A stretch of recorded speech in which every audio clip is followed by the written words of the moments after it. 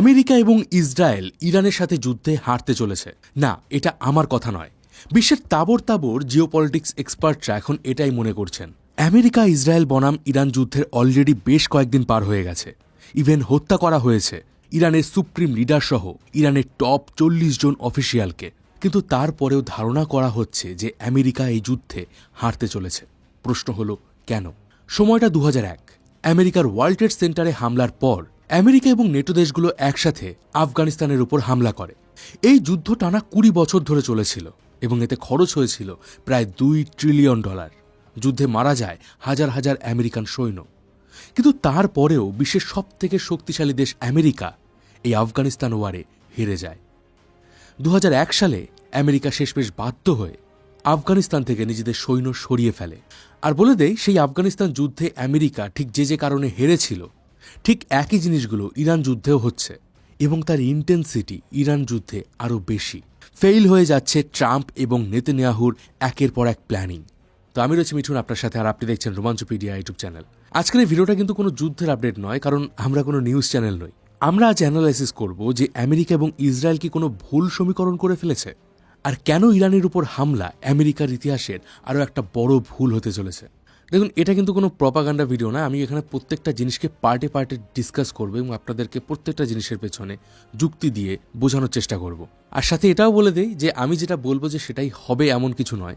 এটা জাস্ট একটা অ্যানালাইসিস, এবং আজকালকার দিনে যুদ্ধ নিয়ে এরকম ধরনের অনেক অ্যানালাইসিস আসে এবং এতে আপনারা যুদ্ধের অনেক খুঁটিনাটি বিষয় বুঝতে পারবেন, বা যুদ্ধ কোন দিকে মোড় নিচ্ছে সে ব্যাপারে আপনারা একটা আইডিয়া পাবেন। এই ভিডিওর ইন্ট্রোর পরে একটা ছোট্ট প্রমোশনাল পার্ট রয়েছে, যেটা আমাদের চ্যানেলের সাস্টেইনের জন্য ভীষণই গুরুত্বপূর্ণ। একটা জিনিস খেয়াল করে দেখবেন, আপনি যখনই নতুন কিছু শুরু করতে যাবেন তখন কিন্তু কেউ এমনটা থাকে না যে বলবে হ্যাঁ ভাই তুমি ঠিক কাজই করছো।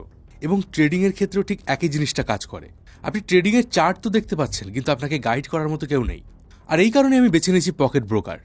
পকেট ব্রোকার শুধুমাত্র একটা ট্রেডিং প্ল্যাটফর্ম নয়, এটা একটা শক্তিশালী কমিউনিটি। পকেট ব্রোকারের কমিউনিটি মোট 8টা ভাষায় সক্রিয়, এবং আপনি হোয়াটসঅ্যাপ, টেলিগ্রাম যে কোনো মাধ্যমে এখানে জয়েন করতে পারবেন। আপনার যদি কোনো প্রশ্ন থেকে থাকে যে এখানে ডিপোজিট কিভাবে করব, উইথড্রল কিভাবে করব, আপনি শুধু চ্যাটে মেসেজ করবেন। এখানকার টিম দ্রুত আপনাকে সেই বিষয়ে রিপ্লাই দেবে।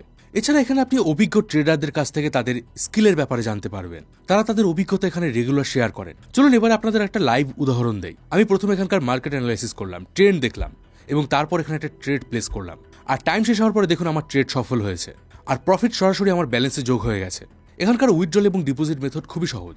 আপনি UPI, bank transfer, crypto wallet, বিভিন্ন ধরনের জিনিস ব্যবহার করতে পারবেন। আর অবশ্যই আমার প্রোমো কোড RMCW ব্যবহার করুন। এতে আপনি পেয়ে যাবেন 100% বোনাস। মানে আপনি যদি 1000 টাকা ডিপোজিট করেন তাহলে আপনি পেয়ে যাবেন 2000 টাকা। তাহলে দেরি না করে আজই রেজিস্টার করুন আর কমিউনিটি সাপোর্টটি শুরু করুন আপনার ট্রেডিং জার্নি। কারণ একটা শক্তিশালী কমিউনিটি থাকলে ট্রেডিং আর কঠিন মনে হয় না। যে কোনো যুদ্ধে একটা লং টার্ম স্ট্র্যাটেজি থাকা ভীষণই গুরুত্বপূর্ণ, নইলে সেই যুদ্ধ বেশি দিন চালিয়ে যাওয়া সম্ভব হয় না। আর এক্সপার্টরা মনে করছেন যে ইরান যুদ্ধে আমেরিকা বা ইসরায়েলের কোনো লং টার্ম স্ট্র্যাটেজি নেই।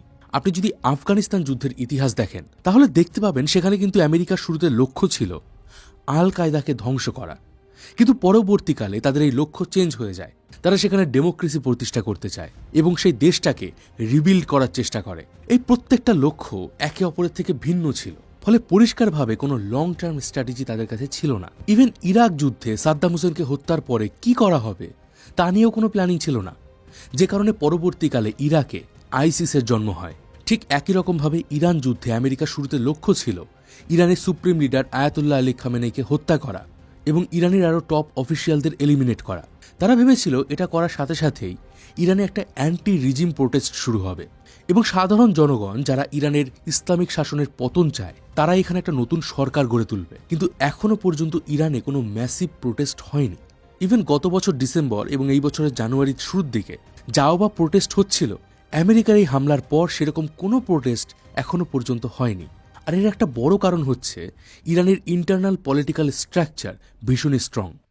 আমেরিকা এবং ইসরায়েল বহু বছর ধরেই ইরানের ভেতরে থাকা বিভিন্ন মিলিটারি জেনারেল, নিউক্লিয়ার সায়েন্টিস্টদের হত্যা করে আসছে। ফলে খামেনি সহ আরও 40 জন টপ অফিসিয়ালের হত্যা ইরানের পলিটিক্যাল সিস্টেমে কিন্তু খুব বড় একটা ধাক্কা নয়। ইভেন খামেনি জীবিত থাকাকালীন তিনি বারবার বলে আসছিলেন যে কাল হয়তো তাকে হত্যা করা হতে পারে, কিন্তু তিনি এমনভাবে ইরানের এই ইন্টারনাল সিস্টেমকে তৈরি করেছেন যেখানে দেশের যদি সমস্ত লিডারদের হত্যা করে ফেলা হয় তাহলেও আইআরজিসি মানে ইসলামিক রেভলিউশনারি গার্ড কর্পস ইরানের রিজিমকে প্রোটেক্ট করবে এবং খুব তাড়াতাড়ি নতুন লিডাররা সেই পদে চলে আসবে। খামেনি মারা যাওয়ার পরেও আইআরজিসি তেহরানের রাস্তায় কড়া নজরদারি চালিয়ে যাচ্ছে যাতে এখানে কোনো রকমের সরকার বিরোধী প্রোটেস্ট না হয়। এবার বলে দেই, 2 মাস আগে ইরানে যে প্রোটেস্ট হয়েছিল, আমেরিকার দাবি এই প্রোটেস্টে ইরান তাদের প্রায় 30,000 নাগরিককে হত্যা করেছে। তো বলতে পারেন ইরানের নাগরিকদের মধ্যে এই মুহূর্তে একটা ভয় কাজ করছে। এছাড়াও আমেরিকা ওই প্রোটেস্ট চলাকালীন বলেছিল হেল্প ইজ কামিং, কিন্তু তারপর প্রায় 2 মাস পার হয়ে যায়, আমেরিকা কোনো রকম সাহায্য করেনি। ফলে ইরানে যারা অ্যান্টি রিজিম পিপল রয়েছে তারা আমেরিকার উপর এখন অতটা ভরসা করতে পারছে না। অন্যদিকে সাধারণ জনগণও এই মুহূর্তে একটা শকের ভেতরে রয়েছে, কারণ লাগাতার তাদের উপর এই মিসাইল ছুটছে আমেরিকা এবং ইসরায়েল। ইভেন স্কুল, কলেজ, হসপিটালকেও টার্গেট করা হচ্ছে। বলতে পারেন এই সময় আমেরিকা এবং ইসরায়েলের হামলা যত বাড়ছে, আইআরজিসির প্রতি মানুষের আস্থা তত বাড়ছে, কারণ আলটিমেটলি আইআরজিসি তাদেরকে এই মুহূর্তে প্রোটেক্ট করছে। এছাড়াও আমেরিকা এবং ইসরায়েলের শুরুতে প্ল্যানিং ছিল খুব অল্প দিনের মধ্যে তাদের এই অপারেশন ফিউরি কমপ্লিট করা, কিন্তু দেখা যাচ্ছে ইরানের সুপ্রিম লিডার মারা যাবার পর ইরান স্যারেন্ডার তো দূরের কথা, উল্টে তারা মিডল ইস্টের বিভিন্ন দেশে মিসাইল ছুটছে, এমনকি স্ট্রেট অফ হরমুজকে ব্লক করে বিশ্ব অর্থনীতিতে একটা চাপ ফেলার চেষ্টা করছে। এক কথায় বলতে পারেন ইরান এই মুহূর্তে একটা আহত বাঘিনীর মতো হিংস্র হয়ে উঠেছে। এবং যেভাবে কুয়েত, সৌদি, দোহা বিভিন্ন দেশে আমেরিকার এম্বাসিতে তাদের মিলিটারি ঘাঁটিতে তারা মিসাইল ছুটছে, তাতে একটা জিনিস স্পষ্ট, ইরান এই যুদ্ধে পিছু হটবে না।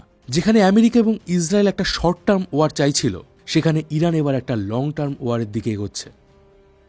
রিসেন্টলি কিছু রিপোর্টে এটাও দাবি করা হচ্ছে যে ইরানকে ডিস্টেবিলাইজ করার জন্য আমেরিকা এবং ইসরায়েলের গুপ্তচর সংস্থা সিআইএ এবং মোসাদ ইরানে থাকা কুর্দ এবং বালুচদের সাপোর্ট করছে, যারা বহু বছর ধরে নিজেদের একটা আলাদা দেশের দাবি করে আসছে।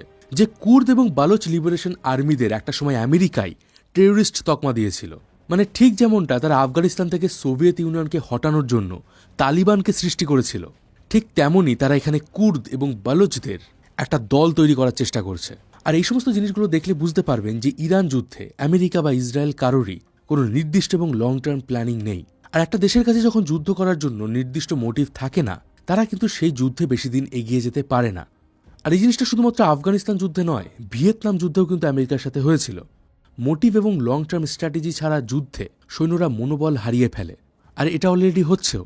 রিসেন্টলি আমেরিকান মিলিটারি তাদের সৈন্যদের এমনটাও বলছে যে এটা একটা ধর্মযুদ্ধ এবং ইরানকে হারাতে পারলে যীশুখ্রিস্ট ফিরে আসবেন। অন্যদিকে ইরানের পার্সপেক্টিভ থেকে আপনি যদি ভেবে দেখেন, তাহলে এটা কিন্তু তাদের কাছে একটা অস্তিত্বের লড়াই। একটা অন্য দেশের সৈন্য এসে রাতারাতি আপনার দেশের লিডারকে হত্যা করবে, আপনার দেশে বম্বিং করবে, ইভেন আপনার দেশকে 3-4টে আলাদা আলাদা টুকরো করার ষড়যন্ত্র করবে। ভাবুন সেক্ষেত্রে একজন সৈনিকের মনোবল কি হতে পারে। আর এখান থেকে বলা যায়, ইরানে আজকে যদি সরকার পরিবর্তনও হয়ে যায়, যেটা চান্স এই মুহূর্তে খুবই কম মনে হচ্ছে, সরকার পরিবর্তন হলেও এই আইআরজিসিরা কিন্তু গেরিলা ওয়ারফেয়ার চালিয়ে যাবে এবং নতুন যে সরকার আসবে তাদেরকে শান্তিতে শাসন করতে দেবে না। এবার আমি কেন বললাম যে ইরান একটা দীর্ঘমেয়াদী যুদ্ধ চায়, চলুন এবার সেই কারণটা বলি। ইরান এই মুহূর্তে পৃথিবীর সবথেকে শক্তিশালী এবং আধুনিক সৈন্যবাহিনীর সাথে লড়াই করছে। সোজা কথায় বলতে গেলে সামরিক দিক থেকে এটা একটা অসম যুদ্ধ। আমেরিকার একার ওভারঅল মিলিটারি পাওয়ারের সামনে ইরান কিছুই না। কিন্তু একটা জিনিস এখানে ভুলে গেলে চলবে না, সেটা হচ্ছে সামরিক বাহিনী যত আধুনিক হবে তার খরচও তত বেশি। মিসাইল, ড্রোন, ফাইটার জেট, এই ধরনের স্ট্যান্ড অফ ওয়েপেন প্ল্যাটফর্ম দিয়ে আজকের এই যুদ্ধটা চলছে। রিপোর্ট অনুযায়ী প্রথম 24 ঘন্টার মধ্যেই আমেরিকার প্রায় $779 মিলিয়ন খরচ হয়ে গেছে। আর আজকের দিন পর্যন্ত এই খরচের পরিমাণ প্রায় $5 বিলিয়ন পার হয়ে গেছে। এবার এটা শুনে আপনার কাছে বেশি মনে নাও হতে পারে, কারণ আমেরিকার টোটাল মিলিটারি বাজেট প্রায় $1 ট্রিলিয়ন। ইভেন ট্রাম্প এটাকে বাড়িয়ে $1.5 ট্রিলিয়ন করার কথা ভাবছেন। কিন্তু এই সংখ্যাগুলো একটা জিনিস স্পষ্ট করে দেয় যে এই যুদ্ধে আমেরিকার ঠিক কত পরিমাণে ক্ষতি হচ্ছে। ট্রাম্প ভোটে জেতার আগে দাবি করেছিলেন যে তিনি আমেরিকার সরকারের খরচ দিন দিন কমাবেন, কিন্তু হচ্ছে তার পুরোপুরি উল্টোটা। একটা উদাহরণ হিসাবে আপনাদেরকে বলি, একটা আমেরিকান প্যাট্রিয়ট ইন্টারসেপ্টর মিসাইল, মানে যার মাধ্যমে ইরান থেকে আসা যে কোনো মিসাইলকে মাঝ আকাশে ধ্বংস করা যায়, তার দাম $1 থেকে $3 মিলিয়ন। একটা টমহক ক্রুজ মিসাইলের দামও প্রায় $1.3 থেকে $2 মিলিয়ন। অন্যদিকে ইরানের একটা ব্যালিস্টিক মিসাইল বানাতে খরচ হয় $8 থেকে $9 লক্ষ। মানে আমেরিকার একটা মিসাইলের অর্ধেকেরও কম খরচায় ইরান তাদের নিজেদের মিসাইল বানিয়ে ফেলছে। ড্রোনের ক্ষেত্রেও কিন্তু এই পার্থক্যটা অবাক করার মতো। একটা আমেরিকান MQ-9 রিপার ড্রোনের দাম প্রায় $30 মিলিয়ন। উল্টো দিকে ইরানের শাহিদ ড্রোন তৈরি করতে খরচ হয় মাত্র 30 থেকে $50,000। আরও ভেঙে বললে ইরান যদি 10 টাকা একটা মিসাইল বানিয়ে সেটা ছুঁড়ে মারে, সেটাকে আটকানোর জন্য আমেরিকাকে খরচ করতে হচ্ছে 500 টাকা। অর্থাৎ এটা কিন্তু শুধুমাত্র মিলিটারি ওয়ার নয়, এটা একটা ইকোনমিক ওয়ারও। আর এই মুহূর্তে আমেরিকা এবং ইসরায়েলের সামনে দুটো বড় সমস্যা তৈরি হচ্ছে। প্রথমটা তো আপনাদেরকে বললাম যে এটা এই যুদ্ধের খরচ, আর দ্বিতীয়টা হলো এই ধরনের আধুনিক অস্ত্রশস্ত্র খুব বেশি সংখ্যায় তৈরি হয় না। ফলে যুদ্ধক্ষেত্রে যখন বিপুল পরিমাণে অস্ত্রের প্রয়োজন হয়, তখন দ্রুত সেই জিনিসগুলোকে রিপ্লেস করা কঠিন হয়ে যায়। তাই এক্সপার্টরা মনে করছে ইরান সামরিক দিক থেকে দুর্বল হলেও যদি একটা দীর্ঘমেয়াদী যুদ্ধ হয়, তাহলে সেই যুদ্ধের সমীকরণ পুরোপুরি বদলে যেতে পারে। আমেরিকার দাবি তারা ইরানের ম্যাক্সিমাম মিসাইল লঞ্চার এবং সৈন্যঘাঁটি ধ্বংস করে ফেলেছে, কিন্তু বাস্তবতায় দেখা যাচ্ছে ইরান থেকে আসা মিসাইলের পরিমাণ একটুও কমেনি, উল্টে তাদের তীব্রতা দিন দিন আরও বাড়ছে। ফলে আশঙ্কা করা হচ্ছে প্যাট্রিয়ট এবং টমাহক মিসাইল, মানে যেগুলো আমেরিকার মিসাইল, সেই মিসাইলের স্টক দ্রুত কমতে পারে। বিভিন্ন অনুমান অনুযায়ী যুদ্ধক্ষেত্রে বর্তমানে আমেরিকার কাছে 600 থেকে 800টা প্যাট্রিয়ট ইন্টারসেপ্টার উপলব্ধ রয়েছে। এখানে আরও একটা জিনিস বলে দেয়, ধরুন ইরান থেকে একটা মিসাইল ছোড়া হলো, সেই মিসাইলকে আটকানোর জন্য কিন্তু একটা ইন্টারসেপ্টার ছুড়লে হয় না, তাদেরকে কম করে 4 থেকে 6টা ইন্টারসেপ্টার সেই মিসাইলের দিকে ফায়ার করতে হচ্ছে। ফলে খুব অল্প সময়ের মধ্যে হিউজ পরিমাণে ইন্টারসেপ্টার খরচ হচ্ছে। কিছু রিপোর্ট অনুযায়ী আমেরিকা অলরেডি প্রায় 150 থেকে 200টা ইন্টারসেপ্টার ইউজ করে ফেলেছে, এবং এটা কিন্তু আজ থেকে আমি 2 দিন আগের রিপোর্ট অনুযায়ী কথা বলছি। ফলে স্বাভাবিকভাবেই বলা হচ্ছে যদি এই যুদ্ধ আরও দীর্ঘমেয়াদী হয়, তাহলে আমেরিকা এবং ইসরায়েলের কাছে ইন্টারসেপ্টরের সংকট দেখা দিতে পারে। মানে তারা তখন আর ইরান থেকে আসা কোনো মিসাইলকে আটকাতে পারবে না, আর ইরান এটাই চাইছে। আমেরিকার মডার্ন ইকুইপমেন্টের সামনে ইরানের কাছে করার মতো কিছুই নেই, কিন্তু তারা বহু বছর ধরে যে জিনিসটা করে আসছে সেটা হলো মিসাইল মজুত করা। বলা হচ্ছে এই মুহূর্তে ইরান তাদের বিভিন্ন আন্ডারগ্রাউন্ড সাইলোতে প্রায় 20 থেকে 50 হাজার মিসাইল মজুত করে রেখেছে, আর তাদের ড্রোনের সংখ্যাও প্রায় কয়েক হাজার। আর সেই হিসাব অনুযায়ী ইরান এই যুদ্ধ কয়েক মাস ধরে আরামসে চালিয়ে যেতে পারবে। এবার আপনি বলতে পারেন, আরে ভাই, আমেরিকার কাছে তো পারমাণবিক হাতিয়ার রয়েছে, কয়েকটা ছুড়ে দিলেই না হয়ে গেল। দেখুন, এটা হচ্ছে একেবারে লাস্ট রিসর্ট। যদি আমেরিকা ঠিক করেই নেয় যে তারা ইরানের উপর নিউক্লিয়ার বম্ব ইউজ করবে, সেক্ষেত্রে কিন্তু এই ধরনের কোনো ডিসকাশনের কোনো মানেই নেই। কিন্তু প্রশ্ন হচ্ছে আমেরিকা কি সেটা করবে?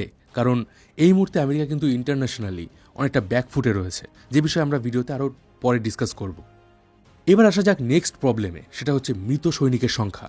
আমেরিকার দাবি এই যুদ্ধে এখনও পর্যন্ত তাদের 6 জন সৈনিক মারা গেছেন। আর এখানেও আমাদের সেই ফিরে যেতে হবে ভিয়েতনাম এবং আফগানিস্তান ওয়ারে।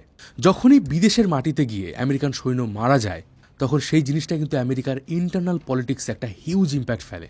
ইতিমধ্যে সাধারণ আমেরিকানরা প্রশ্ন তুলতে শুরু করে দিয়েছে যে আমেরিকার এই যুদ্ধের কি দরকার ছিল। এমনকি আমেরিকার বিভিন্ন সেনেটরাও এই বিষয়ে প্রোটেস্ট করছেন। তাদের দাবি এই যুদ্ধে আসলে ট্রাম্পের কোনো লং টার্ম স্ট্র্যাটেজি নেই, তার কোনো মোটিভ নেই, আর আমেরিকার সৈনিকের মৃত্যুর সংখ্যা আরও বাড়তে চলেছে। আর ইরানও কিন্তু এই জিনিসটা খুব ভালোভাবে জানে, আর এই কারণে তারা ঠিক বেছে বেছে আমেরিকার বিভিন্ন মিলিটারি বেস, তাদের কনসুলেট, তাদের অ্যাম্বাসিতে অ্যাটাক করছে, যাতে তারা আমেরিকানদের মৃত্যুর সংখ্যা বাড়াতে পারে, এবং সেক্ষেত্রে ট্রাম্প পিছু হটতে বাধ্য হবেন। যদিও বা আমেরিকারও দাবি যে তারা ইরানের অলরেডি কয়েক হাজার মানুষকে হত্যা করে ফেলেছে, কিন্তু আপনিও জানেন, আমিও জানি, একজন আমেরিকানের মৃত্যুকে সারা বিশ্বে যেভাবে প্রেজেন্ট করা হবে, 100 জন ইরানিয়ানের মৃত্যুকেও কিন্তু সেভাবে প্রেজেন্ট করা হবে না। আর এরপরে আসে 2 রাষ্ট্রনেতার রাজনৈতিক ফায়দা। এই বছরই আমেরিকায় মিড টার্ম ইলেকশন হবে, কিন্তু ক্ষমতা আসার পর থেকে ট্রাম্প একের পর এক যেভাবে ব্ল্যান্ডার করে গেছেন, ইন্টারন্যাশনালি আমেরিকার ইমেজ খারাপ করা, ট্যারিফ ওয়ারের মাধ্যমে জিনিসপত্রের দাম বাড়িয়ে দেওয়া, আবার এপস্টিন ফাইলে আমেরিকার নাম জড়ানো, এর ফলে দিন দিন ট্রাম্পের অ্যাপ্রুভাল রেট কমছে। এই মুহূর্তে ট্রাম্পের যারা কোর সাপোর্টার, তারা বাদ দিয়ে অনেকেই ট্রাম্পের থেকে তাদের সাপোর্ট সরিয়ে নিচ্ছে। ফলে ট্রাম্প আগামী মিড টার্ম ইলেকশনের আগে এমন একটা কিছু চাইছে যাতে আমেরিকার জনগণের মাইন্ড ডাইভার্ট করা যায়। অন্যদিকে ইসরায়েলের প্রধানমন্ত্রী বেঞ্জামিন নেতানিয়াহুর ক্ষেত্রেও ঠিক একই ধরনের রাজনৈতিক প্রেশার রয়েছে। গাজায় যে যুদ্ধ ইসরায়েল করছিল, সেই যুদ্ধ কিন্তু এখনও অফিসিয়ালি শেষ হয়নি। নেতানিয়াহুর যে রাইট উইং পলিটিক্যাল অ্যালাইরা রয়েছে, তারা আবারও গাজায় যুদ্ধ শুরু করার জন্য নেতানিয়াহুকে চাপ দিচ্ছে। আর এই বছরের শেষের দিকে ইসরায়েলে ইলেকশন হওয়ার কথা রয়েছে। নেতানিয়াহু অলরেডি বিচার ব্যবস্থাকে চেঞ্জ করার চেষ্টা করেছিলেন, বিভিন্ন কারাপশনে তার নাম জড়িয়েছে। ফলে এই যুদ্ধে তারা যদি ইরানের রিজিম চেঞ্জ করতে পারে, তাহলে নিজেদের দেশের রাজনীতিতে তারা একটা বড় জয় পাবে, এবং যত কম ক্যাজুয়ালিটি নিয়ে এই যুদ্ধটাকে তাড়াতাড়ি শেষ করা যায়, ততই এই 2 রাষ্ট্রনেতার জন্য ভালো। কিন্তু ইরান এই সমস্ত প্ল্যানিংয়ে জল ঢেলে দিচ্ছে। এবার আসা যাক নেক্সট পয়েন্টে, যেটা হচ্ছে রেপুটেশন। আমেরিকা বিশ্বের সবথেকে শক্তিশালী দেশ। পৃথিবীর কোনো দেশ আমেরিকায় বা আমেরিকার কোনো মিলিটারি ঘাঁটিতে অ্যাটাক করতে পারবে না, কারণ তাদের কাছে সমস্ত উন্নত অস্ত্রশস্ত্র রয়েছে। বহু বছর ধরে আমেরিকা এমন একটা ন্যারেটিভ তৈরি করেছিল। দশকের পর দশক ধরে গালফ কান্ট্রিগুলো তাদের নিজেদের সিকিউরিটির জন্য আমেরিকার উপরই ভরসা করে এসেছে। ইভেন তারা এই কারণে নিজেদের দেশে আমেরিকার সৈন্যঘাঁটি তৈরির অনুমতি দিয়েছিল। কিন্তু আজ ইরানের মিসাইল আমেরিকার এই রেপুটেশনকে মাটিতে মিশিয়ে দিচ্ছে। ইরানের মিসাইল যখন আবুধাবি, দুবাই, সৌদি আরব বা দোহাতে অ্যাটাক করছে, আমেরিকার ডিফেন্স মেকানিজম সেই মিসাইলগুলোকে ইন্টারসেপ্ট করতে ব্যর্থ হচ্ছে। যে দেশগুলো এতদিন আমেরিকার মিলিটারির উপর বেস করে নিজেদেরকে সুরক্ষিত মনে করত, সেখানে দেখা যাচ্ছে যুদ্ধ শুরু হওয়ার কিছু সময়ের মধ্যেই আমেরিকা তাদের মিলিটারি সেই দেশগুলো থেকে সরিয়ে নিচ্ছে। জিওপলিটিক্যাল এক্সপার্টরা মনে করছে যে ইরানের তরফ থেকে মিডল ইস্টার্ন কান্ট্রিগুলোর জন্য এটা একটা বড় ওয়ার্নিং, যে আমেরিকান সৈন্যঘাঁটি থাকলেও ইরানের বিপক্ষে তোমরা যদি যাও তাও তোমরা বাঁচবে না। এসবের সাথে ইউরোপের বিভিন্ন কান্ট্রি, স্পেন, ইউকে, ফ্রান্স, যারা একটা সময় আমেরিকার ছায়াসঙ্গী ছিল, তারাও আজ আমেরিকার এই যুদ্ধ থেকে নিজেদেরকে দূরে সরিয়ে নিচ্ছে। স্পেন আমেরিকা থেকে আসা যে কোনো যুদ্ধ জাহাজকে নিজেদের দেশে ল্যান্ড করা এবং রিফুয়েলিং থেকে ব্যান করে দিয়েছে, এবং এটা নিয়ে ট্রাম্প ক্ষেপে গিয়ে স্পেনের সাথে সমস্ত রকমের ট্রেড বন্ধ করে দেওয়ার হুমকি দিয়েছেন।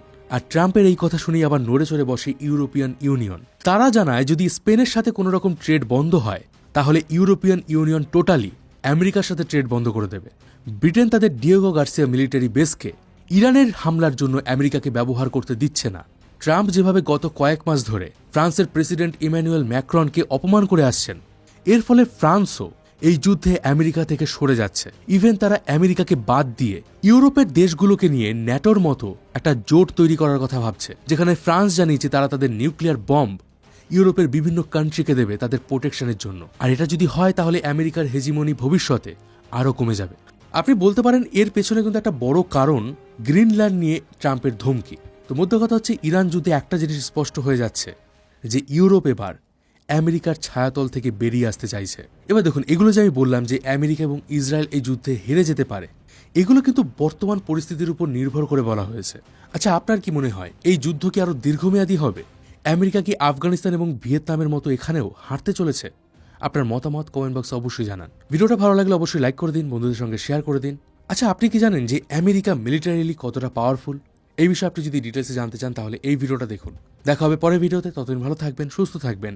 আর আমি ছিলাম মিঠুন আপনার সাথে।